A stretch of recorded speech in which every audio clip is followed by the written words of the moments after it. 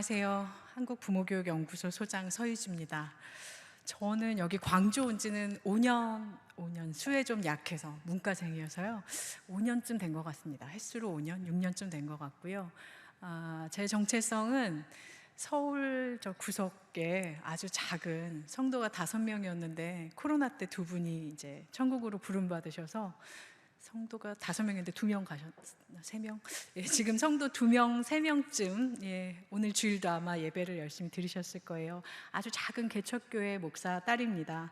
그러니까 아버지가 목사님이냐고요? 아니요, 엄마가 목사님입니다. 그러면 얼마나 제 어머니가 힘드셨을지 미루어 짐작하실 수 있으시겠죠? 제 정체성은 아주 작은 개척교회 목사 딸입니다.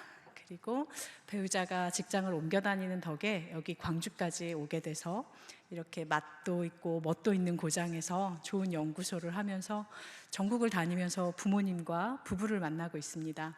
그래서 부모교육연구소이고 부부가족상담센터라고 이름을 지었습니다. 특별히 동명교회에 대해서 굉장히 좋은 소문을 많이 들었는데, 사실은 아시겠지만 이런 강사들이 부모 교육은 자기 자식이 있는 동네에서는 하지 않는 것이 불문율입니다. 그래서 저도 광주만 빼고 전국을 다니면서 강의를 했는데 피할 수 없는 시간이 와서 오게 됐습니다. 특별히 제 둘째가 아들인데요. 아들, 딸을 뒀거든요. 고등학생, 중학생, 초등학생 3남매를 키우고 있는데, 저희 둘째 녀석의 초등학교 담임선생님께서 이 교회를 다니신다고 지난주에 광고를 보고 저에게 연락을 주셨습니다. 그래서 제가 참 안 되겠다, 선생님께서 여기 다니시면 이제 못한다고 번복해야겠다 생각했는데, 다행히 선생님께서 오늘 다른 일정으로 예배를 못 오신다고 하셔서 오게 됐습니다. 어쩌면 선생님께서 제 쑥스러움을 달래주기 위해서 일부러 안 오시는 게 아닐까 하는 생각도 드는데, 그렇게 됐습니다. 너무너무 좋은 교회에 초대해 주셔서 감사하고요. 제가 하는 일들을 이제 처음이니까 간단히 소개를 드리겠습니다. PPT 이 화면이 목사님 나오고 있나요? 나오고 있습니다. 네, 제 연구소에서 이제 제가 만들고 우리 함께 하고 있는 프로그램은, 오늘 지금 여러분이 들으시는 건 이 4기로 꿰어지는 부모 교육 중 일부 한 부분을 잠깐 맛을 보시는 겁니다. 그래서 부모 교육의 기본, 그리고 아시겠지만 너무 다르죠. 다른 기질, 그리고 의사소통 기술, 그러니까 오늘 훈육은 이 기술에 들어갑니다. 기술, 그리고 자녀를 향한 지나친 기대, 이런 것들에 대해서 4기로 꿰어지는 부모교육. 그래서 부모교육을 넌 크리스천도 크리스천에게도 제가 연구소 프로그램으로 대면으로도 비대면으로도 굉장히 한 해면 수천 명의 부모님을 만나면서 진행하고 있습니다. 그리고 여기 보이는 이제 성부성자는 제가 만든 집단 프로그램 이름인데요. 성숙해가는 부모, 성장하는 자녀. 그래서 부모 교육을 들으시고 실전에서 되고 안 되고 살기 힘들고 하는 이야기들을 이제 전문 상담자인 저와 함께 나누는 그런 과정들입니다. 그래서 제가 이 모든 프로그램을 다 상표 등록을 했어요. 근데 생각해 보니까 어느 누가 감히 성부성자라는 이름으로 뭔가를 만들 생각을 하겠습니까? 저같이 조금 과격한 사람들이나 할 일인데 이런 일을 했다 싶고요. 이런 프로그램을 하고 있고, 또 부모는 사실 좋은 부부가 좋은 부모입니다. 아시겠지만, 물론 혼자 자녀를 키우시고 계시거나 배우자가 아버지, 어머니로서의 기능을 잘 하지 못한다 하더라도 너무 염려하지 마십시오. 혹시 아버지가 기능을 잘 해주지 못한다 하면 하나님께서 아버지가 되어주실 거고요. 엄마가 혹은 기능을 하지 못하거나 안 계신다면 따뜻한 성령님께서 어머니의 역할을 해주실 거라고 믿습니다. 그러나 원론적으로, 이론적으로는 부부가 먼저 사랑하고 서로를 섬기면 자녀는 얼추 크게 되어 있습니다. 그래서 이제 부부를 만나는 프로그램을 부부가 먼저입니다라고 해서 하고 있고요. 치유의 둥지는 특별히 하나님께서 저를 광주로 불러주셔서 할 수 있는 일입니다. 이건 뭘 하는 거냐면 1박 2일 동안 여성만 올 수 있습니다. 1대1로 오셔서, 여기 광주가 얼마나 맛있는 게 많습니까? 1박 2일 동안 그냥 먹고 자고 먹고 자는 거예요. 그리고 이제 상담 전문가인 저에게 말을 하고 싶으면 하시는 거고, 말하기 싫으면 그냥 가만히 계시다 가면 됩니다. 근데 처음 보는 사람들끼리 얼마나 많이 먹는지 이루 말할 수가 없습니다. 저 웃고 계시는 집사님, 권사님 계시는데, 저야 원래 많이 먹지만 저는 여성 동지들이 그렇게 많이 먹는 줄은 몰랐습니다. 알았다면 이 프로그램을 하지 않았을 것 같습니다. 이게 지금 한 사람이 먹은 사진입니다. 한 사람이 1박 2일 동안 우리 광주에서 먹고 자고 한 사진입니다. 어마어마하죠. 그리고 이제 마지막 필수 코스는 육전을 먹어야겠죠. 광주에 왔으니까 육전도 드시고 한정식도 드시고, 가는 분마다 이토록 성경적인 프로그램은 처음이다. 왜냐하면 우리 예수님도 첫 기적을 베푸신 것도 먹는 자리였잖아요. 잔치집이었고, 마지막 돌아가시기 전에도 제자들과 식사를 하셨잖아요. 제가 먹는 걸 좋아해서 이렇게 만든 건 아니고요. 성경에서 이제 이런 것들을 따서 마음이 공고하고 지친 사람들이 왔다 갈 수 있게, 그렇게 1박 2일 프로그램을 만들었는데 정말 많은 분들이 해마다 오고 가고 계십니다. 그리고 또 하나는 박우물 우리 가족 화목 프로그램은, 이거는 이제 북녘에 마음을 두고 만든 북한 이탈 주민 가족 프로그램입니다. 부부 상담도 하고 부모 교육도 하고, 그다음에 북한에서 이제 온 청소년들 진로 코칭도 하는 총체적인 프로그램인데요. 이름이 박우물인 이유는 성도님들도 많이 아실 거예요. 이순실 집사님이라고, 그 이만가 이제 만나러 갑니다, 굉장히 많이 출연하신 그 여장부 같으신 분 계시죠. 그분하고 제가 언제 극동방송에서 같이 방송을 하고 헤어질 때 꼭 우리 북에 같이 가요, 뭐 이런 이야기들을 나눴는데, 이 집사님이 저한테 마치고 문자로 그렇게 보내셨어요. 서 집사님, 우리 고향에 꼭 같이 가요. 우리 고향엔 박우물이 있고 과수원이 있고 좋은 사람들이 살고 있습니다. 우리 통일되면 꼭 같이 가요. 이렇게 문자를 보내셨어요. 그래서 제가 거기서 이름을 따와서 박우물 우리 가족 화목 프로그램으로 만들었고요. 다가섬은 이제 아시겠지만 너무너무 많은 다문화 가정들이 여기 광주에도 있고, 인근에 뭐 전라 남북도 지역에도 많고요. 인천에도 굉장히 많습니다. 이렇게 있어서 이분들을 좀 더 체계적으로 만날 수 있는 프로그램, 곳곳에서 필요로 하셔서 기관과 학교, 뭐 교육청 원하는 것들이 너무 많아서, 이것도 지금 여기 써 있는 건 다 제가 만들어서 상표 등록을 다 한 것들입니다. 그래서 여기 광주에 제가 이제 본거지를 두고, 그러니까 제 집과 남편과 자식들을 여기 두고 이런 프로그램들을 전국을 다니면서 하고 있습니다. 오늘은 이 과정 중에 특별히 이제 크리스천 부모 교육, 4기로 꿰어지는 크리스천 부모 교육 중 보면, 이제 기본은 하나님의 동역자인 부모, 기질은 아시겠지만 안 맞는 거 아시죠? 너무 큰 소리 답변해 주셔서 감사합니다. 원래 부부는 정말 안 맞는 사람들끼리 결혼하는 것 같습니다. 그래서 하나부터 열까지 안 맞습니다. 저도 20살의 남편을 만나서 연애하고, 지금 큰아이가 고등학생이니까 숫자로 셀 수 없게 한 25년쯤? 25, 6년 이제 연애하고 또 같이 산 시간도 20년이 가까이 되지만 안 맞습니다. 하나부터 열까지 맞지 않습니다. 그런데 이유는 하나님이 우리에게 주신 고유한 결인, 기질이 서로 아주 상반되기 때문입니다. 정반대에 서 있거든요. 근데 그렇다고 해서 못 사느냐? 아니죠. 아직까지도 잘 살았고 앞으로도 천국 갈 때까지 살 생각입니다. 왜냐하면 이거는 옳고 그름이 있는 게 아니라, 기질은 하나님이 주신 그 사람만의 고유한 결이기, 물결이기 때문입니다. 기질에 대해서 좀 공부를 하시면, 우리 애가 도대체 왜 저럴까? 우리 배우자는 왜 이런 순간에 저 따위 소리를 할까? 뭐 이런 것들을 이해하시는 데 조금 도움이 돼서 부모교육 과정 중에 기질이 2번째 시간이 들어가고, 3번째는 이제 오늘 맛보실 기술입니다. 기술은 의사소통 기술이죠. 대화하는 것도 의사소통이고, 훈육도 사실은 훈육한다고 해서 이제 매를 생각하시는데, 물론 매를 드실 수 있지만, 성경에 우리가 이제 근거해서 드실 수 있지만, 보통은 언어로 이루어지는 과정이죠. 그래서 기술은 이제 언어를 배우는 의사소통 기술이고요.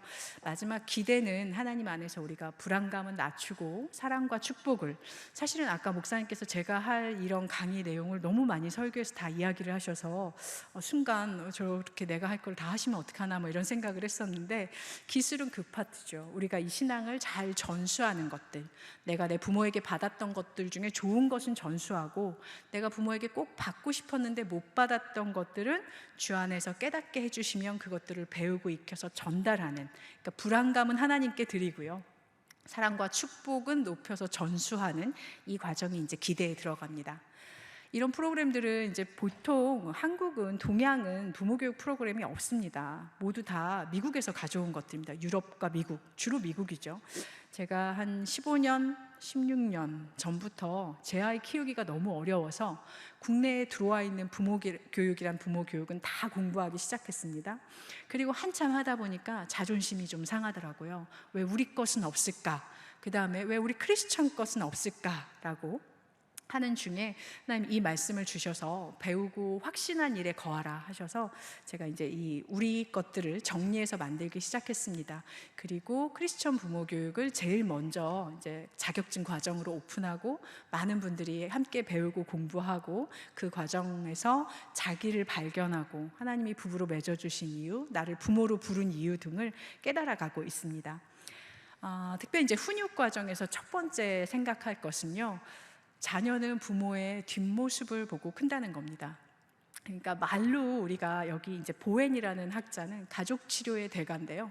말로 우리가 얘기하죠. 책임감 있게 살아라, 좀 똑바로 해라, 이렇게 이야기를 하는데 사실은 자녀들이 말을 듣지 않아서, 부모가 말을 안 해줘서, 설교를 안 해서 책임감 있게 살라고 안 가르쳐서가 아니라 말로만 가르쳐서 그렇다는 거죠. 자식은 부모가 이거를 잘해라, 이렇게 해야 한다라고 계속 종종될수록 반대로 하는 성향이 있습니다. 일단 사람이 악해서 부모 말을 잘 안 듣기도 하고요. 그 다음에 부모가 자신의 삶으로 증명하지 못하고 내가 못하니까 너라도 해서 잘 살았으면 좋겠다라고 가르치기 시작하면 자식이 안 듣죠. 그죠? 네, 안 듣습니다. 자녀가 무책임하고 부모 말을 안 듣는다는 건 일단 부모가 지금 말로만 가르치고 있는 것이 아닌가 한번 생각해 보셔야 할 지점입니다. 특별히 부모의 뒷모습을 자녀가 보고 큰다는 것은 부모가 가장 약한 사람들에게 어떻게 하는지를 보고 있다는 것입니다. 그러니까 나한테 나를 득보게 해줄 사람, 나한테 덕을 끼칠 사람에게는 누구나 다 잘할 수 있습니다. 특히 더 무서운 것은 우리 아이들이 우리 부모의 정체성이 크리스천이라는 걸 알고 있다는 겁니다. 그러니까 아이들이 우리 뒤를 보면서 우리 엄마 아버지는 교회 다니는데도 그냥 세상 사람들, 텔레비전 나온 사람들과 똑같이 사는구나, 아니면 더 하구나 라는 것들을 깨달았을 때 그 아이들이 우리 말을 들을 턱이 없죠. 더 쉽게 예를 들어드리자면 아파트 경비 아저씨께 인사 잘하기, 네. 그리고 주유소에서 요즘 주유할 때 굉장히 어린 청년들이, 자식벌 되는 아이들이 다 주유 아르바이트를 하지 않습니까? 걔들한테 주유하고 카드를 건넬 때 어떤 태도로 건네는지, 길을 가는 어른들이 횡단보도를 늦게 건너실 때 우리가 차 안에 있더라도 얼마나 정중하게 기다리는지, 교회 안에 장애가 있는 자녀를 데리고 온 부모님이 있을 때 우리가 그들을 어떻게 대하는지, 교회 아동부에 장애가 있는 아이가 왔을 때 교사와 부모들, 주변 아이들이 어떻게 대하는지, 사실 우리 아이들이 부모의 뒷모습을 보고 큰다는 것은 그런 것들이죠. 가장 약한 사람, 예수님께서 관심을 가지셨던 사람들, 그 사람들에게 내 부모도 예수님처럼 대하는 건지, 아니면 내 부모는 사회 기준에 맞춰서 잘난 사람들을 좋아하는 건지는 자식이 더 정확하게 보고 알고 있을 것입니다. 자녀는 이렇게 우리 뒷모습을 보고 크고 있고요. 그 다음에 이제 훈계에서 부모님들이 무엇에 근거해서 훈계할 수 있는가. 요즘 세상 방송은 굉장히 아이들을 위해주는 프로그램입니다. 듣고 있는 아이들이 있다면 미안한데 부모님이 생각하시겠지만, 이제 뭐 집사님, 권사님, 장로님들 아시겠지만 우리가 자랄 때하고는 상상할 수 없게 아이 중심의 세상으로 가고 있는데, 또 한켠에선 아동학대가 있는 참 아이러니한 세상에 살고 있는데요. 그래도 우리가 가르칠 건 가르쳐야 되죠. 훈육을 할 근거는 어디 있냐면 여기 있습니다. 권위, 하나님께서 주신 권위가 우리에게 있다는 그 근거 하에 우리가 좀 당당하게 훈계를 할 수 있었으면 좋겠습니다. 왜냐하면 우리 이제 한국 문화에서는 권위주의 정부들을 하도 많이 거쳐서 권위 이러면 굉장히 나쁘게 느껴지죠. 그러나 하나님께서 우리에게 주신 권위는 매우 좋은 것이고 꼭 필요한 것입니다. 제한이 없는 자유는 사람을 망칩니다. 왜냐하면 인간은 악하기 때문이죠. 제 모교회 제 결혼 주례를 하셨던 목사님께서 제가 청소년기였는지 청년기였는지 금요기도에 설교 때 언제 이런 말씀을 하셨습니다. 사람을 망치는 건 아주 간단하다. 그냥 하고 싶은 대로 내버려 두면 인간은 악하기 때문에 무성한 잡초가 이렇게 일어난 밭처럼 금방 망할 수 있다. 그렇기 때문에 말씀 앞에서 계속 가르치고 나를 쳐서 복종시키는 것이다 라는 말씀을 하셨습니다. 인간은 선하지 않습니다. 부모도 선하지 않고 자녀도 물론 선하지 않죠. 그러니 제한이 없는, 한계가 없는 자유는 우리 자식을 망칠 수밖에 없습니다.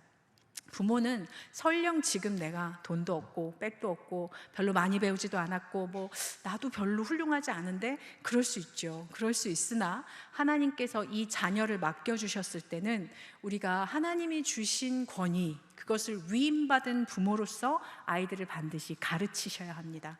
그걸로, 그 하나님이 주신 권위로 가정 안에 제한, 질서, 울타리를 치시고 가르치셔야지 아이들이 자유를 어디서 누리냐면 순종 안에서 자유를 누리는 거죠.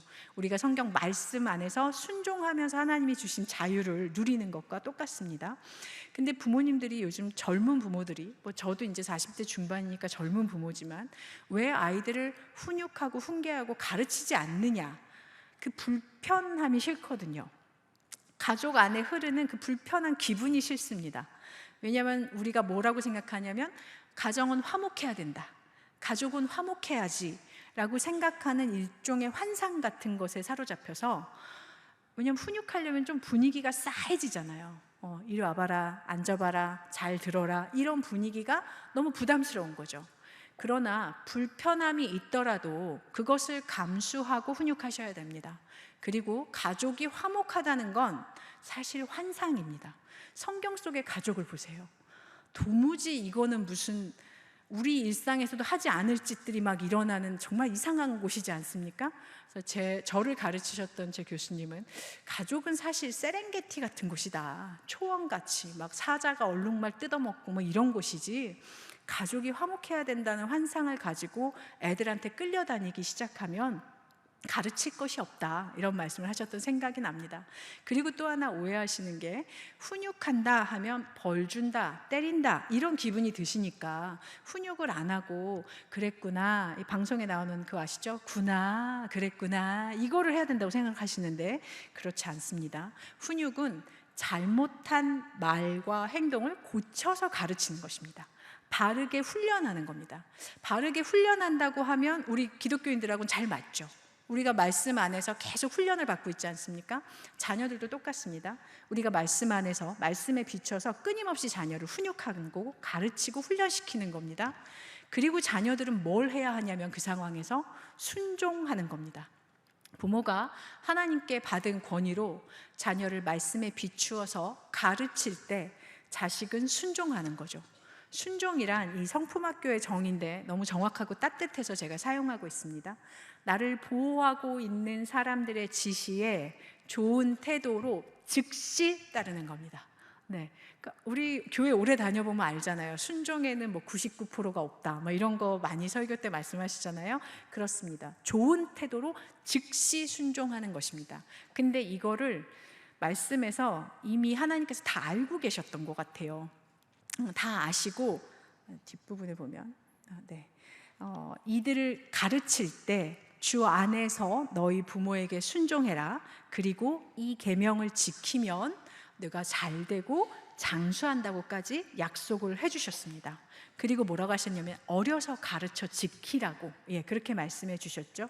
굉장히 어릴 때 이것이 훈련되지 않으면 사실은 클수록 어렵습니다. 근데 꽤 많은 시기를 놓치신 분들도 계실 거예요. 그러나 좌절하지 마십시오. 하나님은 우리에게 계속 기회를 주시는 분이지, 야 니들이 애들 어릴 때 안 가르쳤어? 망했어, 뭐 이런 분이 아니라는 거는 이미 인생을 사시고 신앙생활을 해보셔서 아시지 않겠습니까? 자녀들이 나를 보호하는 어른, 좋은 권위자, 그러니까 교회 안에서는 목회자, 가정에서는 부모님, 학교에서는 선생님, 직장에서는 내 상사나 좋은 관계를 맺어야 할 사람들이죠.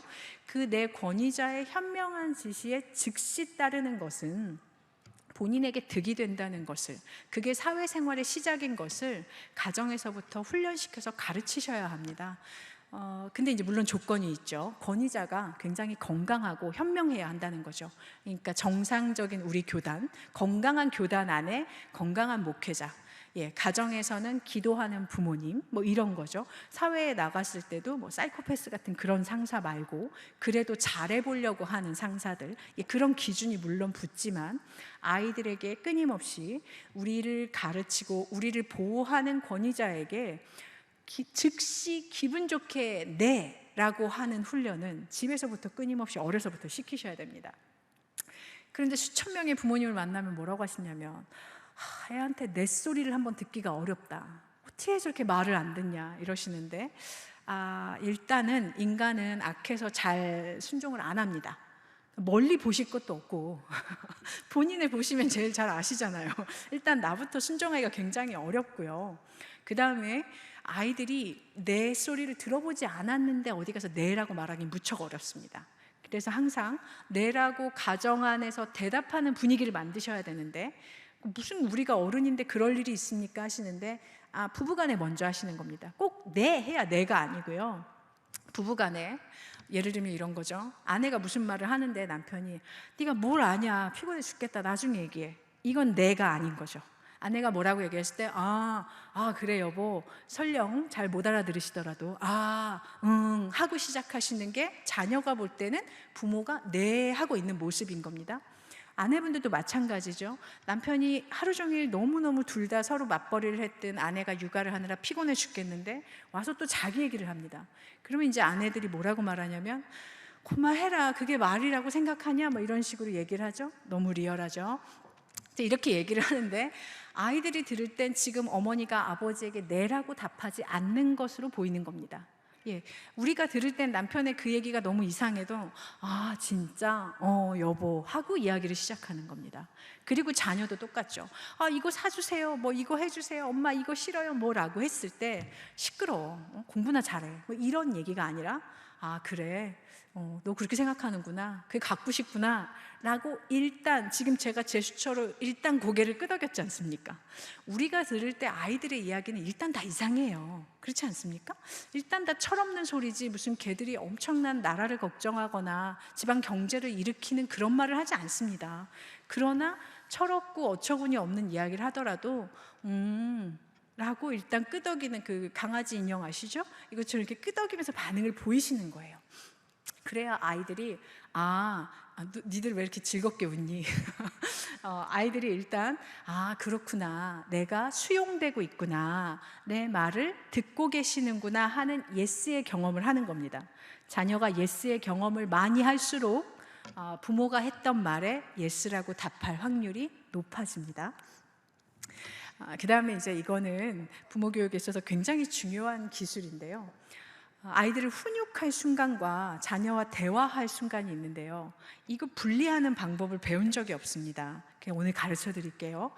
누가 문제의 주인이냐 했는데, 이거를 어떤 분들 들으시고 누가 잘못했냐고 문제의 주인이라고 하니까 기분 나빠하시는데 그 뜻이 아니고요. 누가 이 문제를 해결해 갈, 그러니까 주도권을 잡을 사람이냐라는 뜻입니다. 그러면 자녀가 성장하는 과정 중에서 지가 크면서 배울 일이다, 크다 보면 안다 하는 일들은 주도권을 자녀에게 주는 겁니다. 그거는 이제 문제 소유 가리기를 이렇게 했을 때 애들 문제인 거죠. 그러면 그때는 우리가 경청하고 아이들의 이야기를 들어주시면 됩니다. 근데 사실 어릴수록 부모 문제가 훨씬 많죠. 아직 미성숙하니까요. 커갈수록 자녀가 스스로 배울 수 있는 문제들이 많아집니다. 그때 귀를 열고 마음을 열고 들으시는 거죠. 이 파트는 또 따로 이제 준비되어 있어서 오늘은 짧으니까 훈계만 하도록 하겠습니다. 그러면 부모가 훈계할 일은 무슨 일이냐? 여기 가로 열고 써 있죠. 안전 문제, 건강 문제, 가치관의 문제, 삶의 바른 태도의 문제, 우리가 가르쳐야 할 이 문제들은 양보하지 않고 부모 문제로 가져오셔서 부모가 주도권을 가지고 훈육을 하시는 겁니다. 그러면 이렇죠. 불의를 기뻐하지 않고 사랑은 진리와 함께 기뻐하죠. 그러니 우리가 정직한 가치관이나 삶의 바른 태도를 가르치기 위해서 부모가 훈육할 권위를, 그 문제의 주도권을 가지고 와서 가르치는 것이 마땅합니다. 그리고 마땅히 행할 길을 자녀에게 가르치면 아이들이 그 길에서 나이 들어도 떠나지 않는다는 말씀의 약속이 있습니다. 제가 한 해면 수천 명의 부모를 만난다고 했잖아요. 안 믿는 부모님도 또 많이 만나죠. 믿는 부모님도 많이 만나고. 그런데 공통적인 건 하나밖에 없습니다. 자식이 잘 됐으면 좋겠다는 거. 나보다 잘 먹고 잘 살고 더 많이 배우고 우리 애들이 나보다 행복하게 살았으면 좋겠다. 그거는 모든 부모의 공통적인 바람입니다. 특별히 크리스천 부모님들은 거기에 하나 더해서 우리가 믿는 이 신앙이 다음 세대에서 끊어지지 않고 대를 이어서 더 예수를 잘 믿었으면 좋겠다 하는 것까지 더 들어가니까 사실은 크리스천 부모님들이 살기가 더 어려우시죠. 더 많은 것들을 기도하셔야 되고 더 많이 애쓰셔야 하니까요. 근데 그걸 아이들에게 가르쳐서 부모들 선에서 우리가 자식 곁에 있지 않더라도 그 말씀이 아이들을 끝까지 지키고 가게 하는 것, 그게 우리가 해야 할 일이고, 그러기 위해서 훈계를 하시는 거죠. 말씀에 이 말씀 잠언 13장 24절 말씀이 제가 이 훈육 파트를 특별히 더 사랑하고 열심히 강의하게 된 계기입니다. 자식을 사랑하는 자는 근실히 징계한다고 했는데요. 근실하다는 게 우리말로, 이제 물론 성경 원어는 제가 신학을 한 게 아니니까 모르지만 저는 하나님께서 저마다 각자의 언어로 말씀을 번역하게 해주신 거에도 큰 의미가 있다고 생각합니다. 그리고 우리말은 굉장히 특별히 사랑하기도 하고요. 근실하다의 뜻을 살펴보니 부지런하고 진실하다는 겁니다. 그러면 말씀에서 자식을 사랑하니까 너희들이 부지런히 진실하게 징계하라, 이제 가르쳐라, 훈계해라, 훈육해라 이 말씀이지 않습니까? 근데 부지런히 가르치는 건 할 수 있습니다. 왜냐하면 하나부터 열까지 가르칠 게 눈에 너무 많이 보입니다. 그렇지 않나요? 자녀를 양육할 때. 그런데 진실함이 중요한 거죠. 내가 하나님 앞에 내 감정적으로 행하는 것이 아닌가, 내가 오늘 기분이 안 좋아서 이러는 게 아닐까.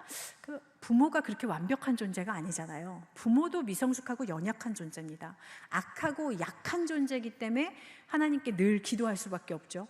내가 하나님 앞에서 부지런히 자식을 가르치는 것은 할 수 있는데 과연 진실한가? 지금 내 모습이 하나님 앞에 진실한가? 내가 진정으로 하나님이 맡겨주신 자식을 하나님께 잘 올려드리기 위해서 하는 것인지, 내가 내 욕심을 가장해서 아이를 잘 키우고 싶어서 훈육이 아니라 그냥 혼내고 있는 것은 아닌지 반드시 점검하셔야 합니다. 그렇기 때문에 훈육을 정말 부지런히 열심히, 그러나 진실하게가 포인트예요. 부지런하게는 누구나 할 수 있습니다. 아주 특별한 사람이 아니고서는 누구나 부지런히 할 수 있지만 하나님 앞에 내가 과연 진실한가 날마다 점검하셨으면 좋겠습니다. 그리고 이제 요즘 젊은 부모들이 훈육을 불편해하는 거, 네, 그렇죠. 하도 방송에서 이제 공감해라, 사랑해라, 인정해라, 이런 걸 얘기하니까. 그런데 하나님은 공의로우신 분이십니다. 제가 훈육 파트를 처음에는 강의하기가 좀 부담스러웠어요. 아직 젊기도 하고 제 자식들이 크고 있기도 한데 이런 걸 해도 될까 싶었는데 교회 강의를 다니다가 깨달았습니다. 저는 전국을 다 다니면서 기업이나 각종 기관이나 도청이나 교육청이나 어디를 다녀도 별로 이렇게 긴장되거나 떨리거나 기도를 엄청 많이 하거나 그러지 않는데, 교회 강의를 갈 때는 어떤 마음인지 표현이 안 됩니다. 딱 안 했으면 좋겠는 마음, 두렵기도 하고요, 엄청 떨리기도 하고, 뭔가 좋은데 불편한 이 마음들을 이루 말할 수가 없는 겁니다. 그래서 제 스스로에게 이제 말하죠. 교회는 아버지 집이다. 아버지 집이니까 나는 편안하게 해도 된다 라고 하는 반면, 근데 보세요, 교회는 아버지 집입니다. 그러니까 제가 여기에 오는 것이 괜찮죠. 우리 아버지 집이니까요. 근데 한편 하나님 집은, 교회는 거룩한 성전입니다. 그러니까 아버지 집에 올 때 제가 아무 부담감이 없이 오는 것도 문제가 있는 거죠. 그거에서 깨달았습니다. 하나님이 사랑의 하나님이시지만 공의로운 하나님이시다. 아버지라 편하지만 이 아버지 하나님이 심판자이시기도 하고 나에게 절대적인 주권자이기도 하다. 그렇다면 훈육도 이런 느낌이구나 라는 생각이 들었습니다. 우리가 자녀를 정말 사랑하죠. 그러나 그 사랑 안에서 반드시 가르쳐야 할 것들은 하나님이 공의로우시기 때문에 그 정의로운 하나님의 속성에 비춰서 우리가 마냥 사랑만 할 것이 아니라 가르쳐야 할 것은 가르쳐야 하는구나. 그리고 훈육은 사랑과 별개의 것이 아니라 같은 선에 서 있구나. 사랑은 훈육 안에 포함되어 있기도 하고요. 사랑과 훈육은 같은 선상에 있는 것입니다. 그러니 아이들을 훈육하시는 것에 부담을 가지지 마시고 단호하게 훈육하시되, 단호하다는 건 뭐냐면 협박하거나 화를 막 내는 게 아니라 약간 있어 보이는, 약간 있어 보이는 거예요. 그래서 예를 들면 이런 거죠. 자녀에게 일방적으로 쏟아붓는 것이 아니라 자녀를 위해서, 그 아이의 영혼을 사랑해서, 그 아이의 인생을 사랑해서 하는 것이 훈육입니다. 그러니까 이런 거죠. 자녀에게 쏟아붓는 거, 나는 훈육이라고 생각하는데 훈육이 아닌 것은 예를 들면 이런 거예요. 너 또 그럴 거야? 엄마 말 안 들을 거야? 엄마 죽는 걸 보고 싶어? 이런 거는 훈육이 아닙니다. 그러겠죠? 그 다음에 엄마 아빠가 싸워놓고 어떻게 할 거야? 엄마랑 살 거야? 아빠랑 살 거야? 뭐 이런 것들은 과격한 협박이지 절대 훈육이 아닙니다.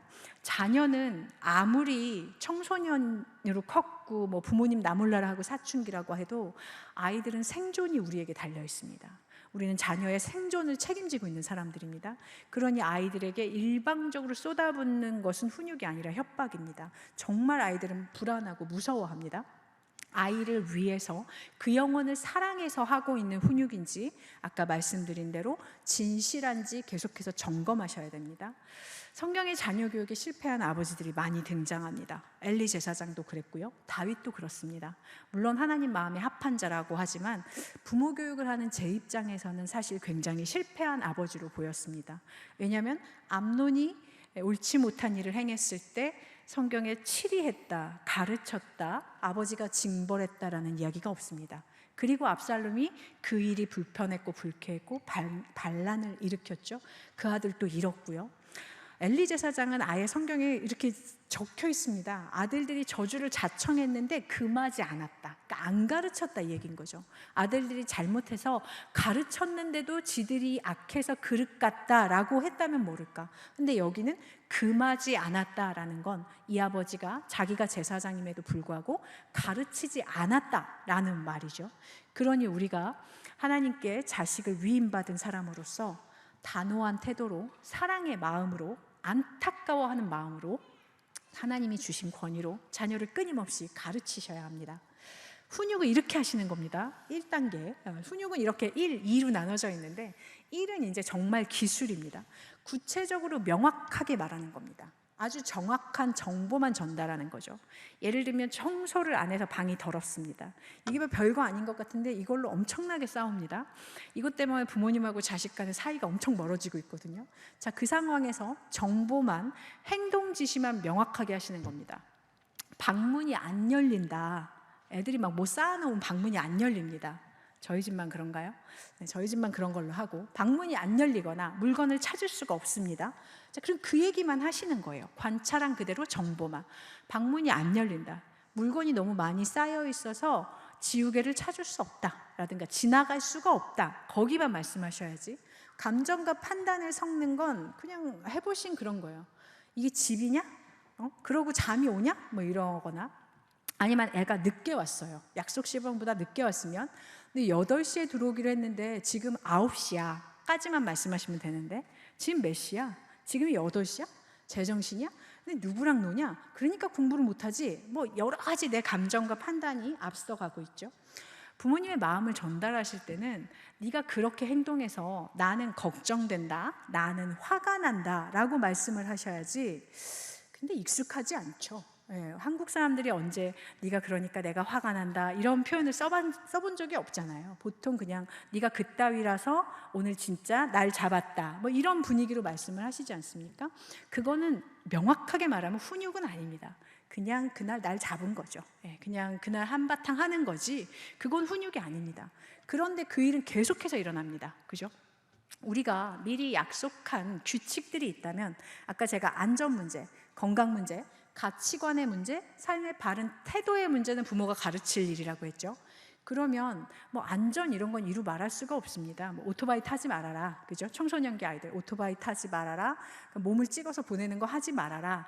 또 뭐가 있을까요? 어린아이들 같은 경우에는 찾길에서 뛰지 말아라, 뭐 교회 주차장에서 뛰지 말아라. 수많은 안전 문제가 있고요. 건강 문제는 그런 거죠. 양치질 하는 걸로 영유아 부모님들이 상담 요청을 많이 하시는데 그거는 무슨 상담 요청하실 일이 아닙니다. 양치질은 건강 문제고 씻는 건 건강 문제죠. 청소년기 아이들 안 씻는 거 저도 잘 압니다. 집에도 하나 있습니다. 잘 안 씻는데요. 이건 건강 문제이기 때문에 뭐 그래 그럼 네가 나중에 씻든가 뭐 이러고 싶죠, 마음은. 왜냐면 걔랑 싸우기 싫으니까요. 걔의 그 이런 껄렁한 자세를 부모인 저도 보고 싶지 않습니다. 그러나 씻고 자야 하기 때문에 거기에 대해서 부모가 더 설명할 필요가 없습니다. 씻고 자. 이따 씻을 건데요. 뭐 지금 씻어야 한다는 법이 있나요? 뭐 이런 식으로 나오는데 그런 법은 어디 써 있지 않아. 그러나 씻고 자야 해. 라고 얘기하는 거지.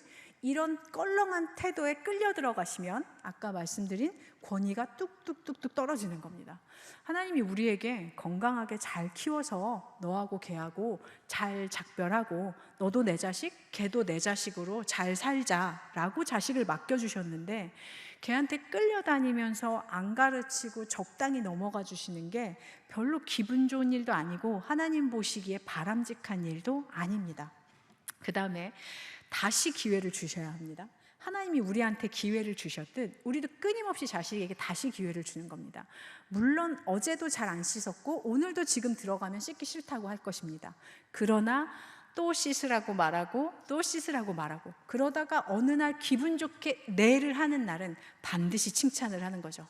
뭐라고 하라면 저는 주로 이렇게 말합니다. 참 듣기 좋다 내 소리 이렇게 말하죠. 우리 아들 아들이라고 밝혀버렸네요. 우리 아들 참 듣기 좋다 내 소리 바로 순종해줘서 고맙다. 바로 씻으니까 보기 좋네 고맙다. 어른들이 말씀하시죠. 뭔 당연한 일에 고맙다고 자식한테 말까지 하냐. 당연한 건 없습니다. 인생에 당연한 게 어디 있습니까? 고마운 것만 있을 뿐이죠.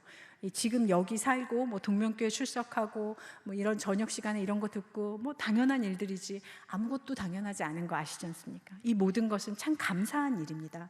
그래서 끊임없이 우리가 고마운 마음으로 자식에게 기회를 다시 주셔야 합니다.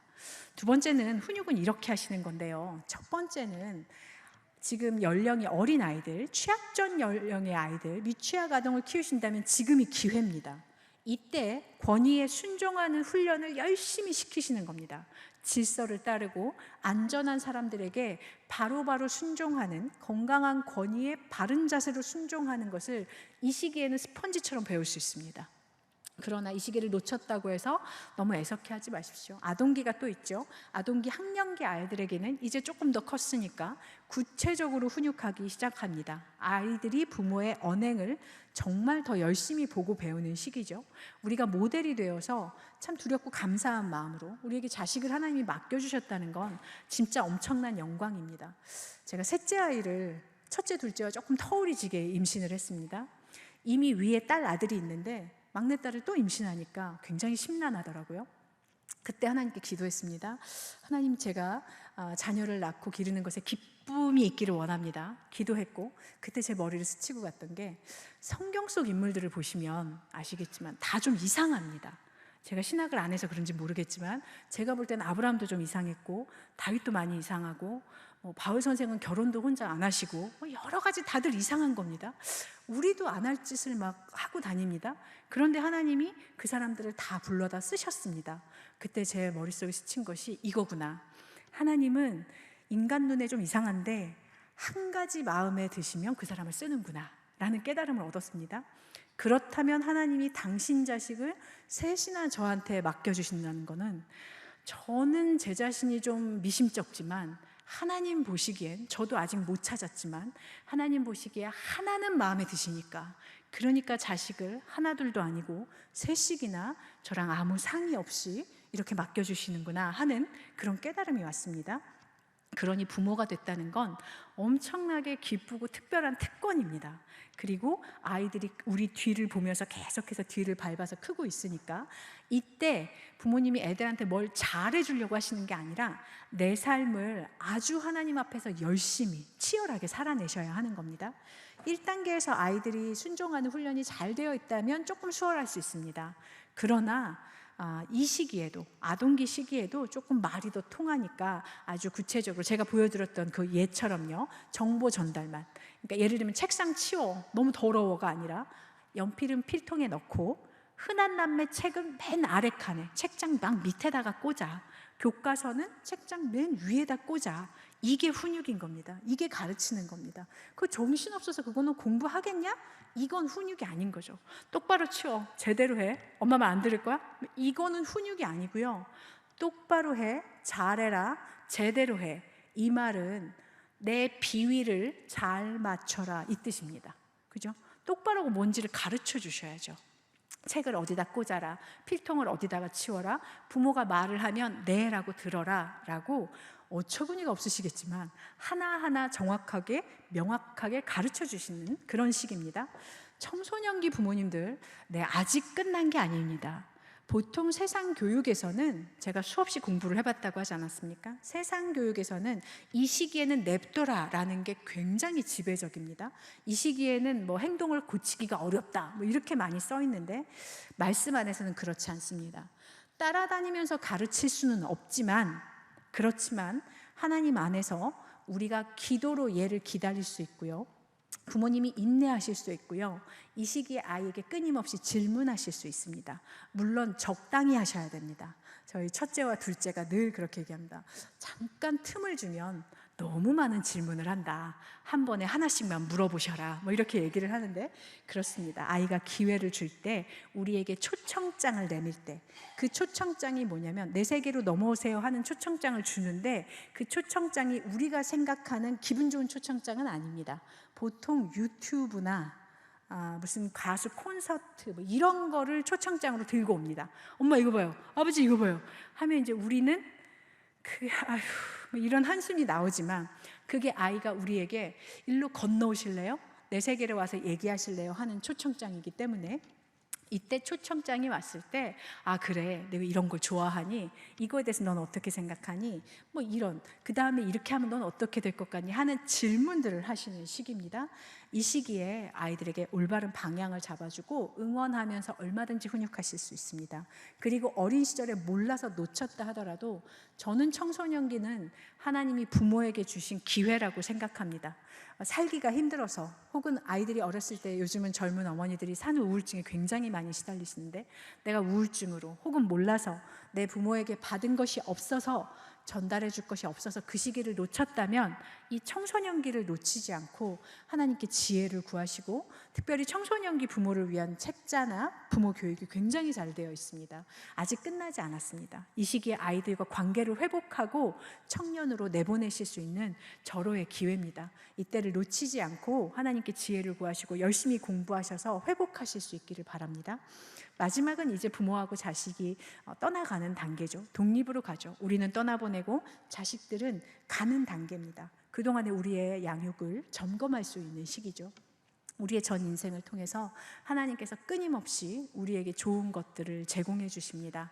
오늘은 시간이 부족해서 이렇게 잠깐 맛보기로 보여드렸지만, 하나님께서 지금 부족한 저를 통해서 하셨던 이야기들이 들으시는 분들 중에 꼭 필요했었던 분이 계셨을 거라고 믿고요.